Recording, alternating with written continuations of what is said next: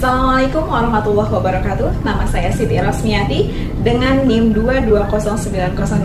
220987129. Saya adalah mahasiswa dari program studi Pendas Pendidikan Dasar Sekolah Pasca Sarjana Universitas Muhammadiyah Profesor Dr. Hamka.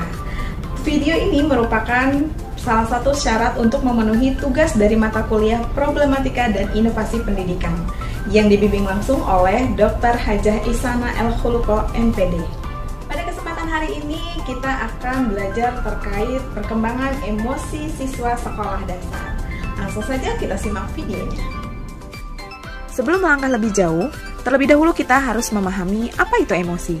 Beberapa ahli mengaitkan emosi dengan perasaan, yang kemudian berpengaruh terhadap pikiran, perubahan fisiologis, dan ekspresi manusia.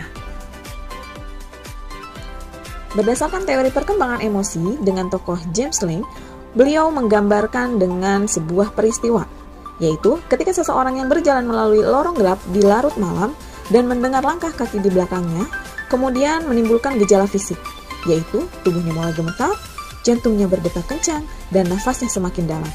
Dari gejala fisik yang timbul, tubuh menafsirkan sebagai situasi yang menakutkan, sehingga terjadilah emosi, yaitu dia mengalami rasa takut. Emosi terbagi menjadi dua, yaitu emosi primer dan emosi sekunder.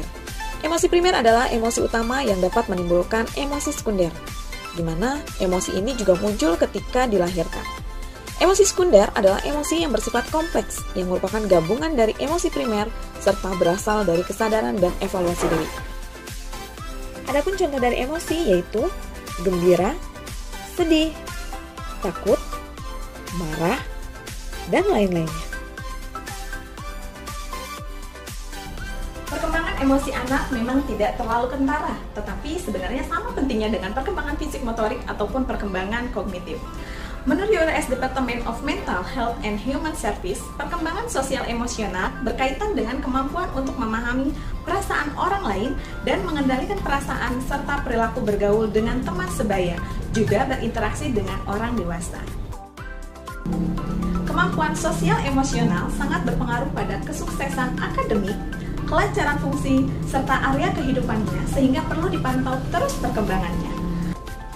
Tahap perkembangan emosi anak sekolah dasar usia 6-12 tahun memiliki kemampuan kognitif yang mulai berkembang. Dengan begitu, kemampuan untuk dapat mengekspresikan emosinya bisa lebih bervariasi, dan terkadang dapat mengekspresikan secara bersamaan dua emosi yang berbeda, bahkan bertolak belakang. Terlepas dari kecepatan perkembangan setiap anak yang berbeda, tonggak perkembangan sosial emosi berikut umumnya dicapai anak pada rentang usia tertentu. Mari kita bahas bersama. Kita akan bahas terkait dengan perkembangan sosial emosional siswa kelas 1 antara usia 6-7 tahun. Pada perkembangan emosi anak di kelas 1, rasa kemandirian anak semakin meningkat di awal sekolah, tapi juga membutuhkan perhatian dan persetujuan dari orang tua. Anak mulai memahami kalau hubungan pertemanan sebenarnya bisa dipengaruhi oleh berbagai hal di luar kendalinya. Di saat ini, anak-anak mulai mengetahui kapan harus mengontrol ekspresi, emosi, dan sebagaimana juga mereka menguasai keterampilan regulasi perilaku. Psikiatri anak menyampaikan di akhir kelas 1 SD berbagai tonggak perkembangan sosial emosional anak yang umumnya dapat dicapai adalah sebagai berikut. Pertama, anak mudah bertengkar dan berbaikan, juga kadang-kadang sering berkomentar tentang temannya. Yang kedua, anak mudah tersinggung perasaannya, tetapi juga mulai bisa mengerti orang lain juga punya perasaan. Yang ketiga, selalu ingin menyenangkan orang lain dan selalu ingin menjadi nomor satu, bisa membedakan salah satu benar dan salah, dan mulai mencari celah dalam aturan supaya bisa mendapatkan keinginannya. Di tahap kedua adalah kelas 2 dan 3 SD, di rentang usia 7-9 tahun. Pada usia ini perkembangan emosi anak mulai terlihat.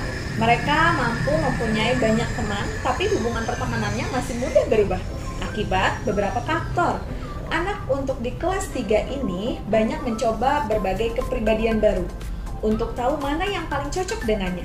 Di akhir kelas 3, sebagian besar anak akan menunjukkan perkembangan sosial emosional. Seperti yang akan kita bahas pertama, yaitu 1.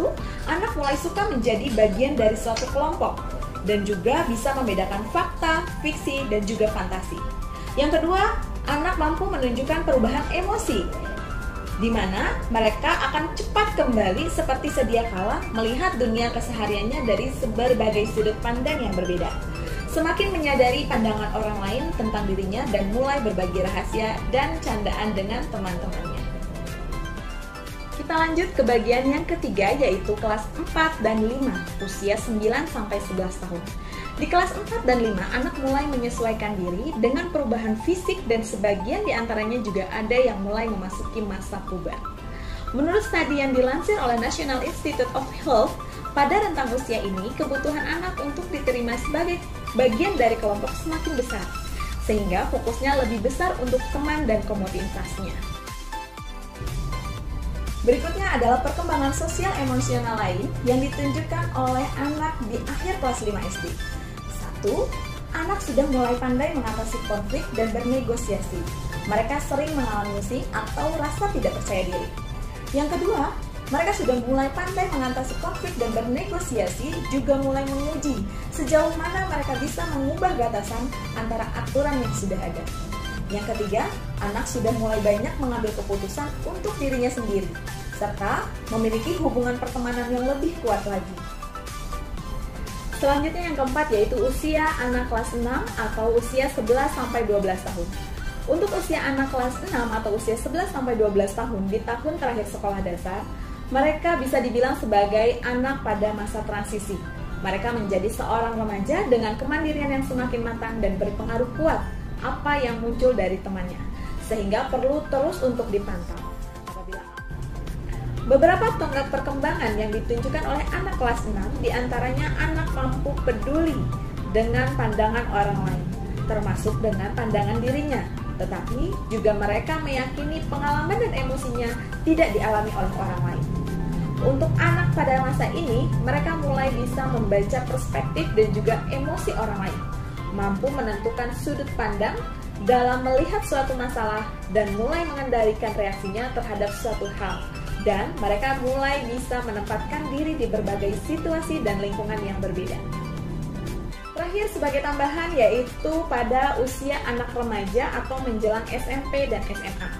Ketika anak sudah berada di atas usia 12 tahun, mereka sudah mulai mampu menganalisis, mengevaluasi cara mereka merasakan atau memikirkan sesuatu.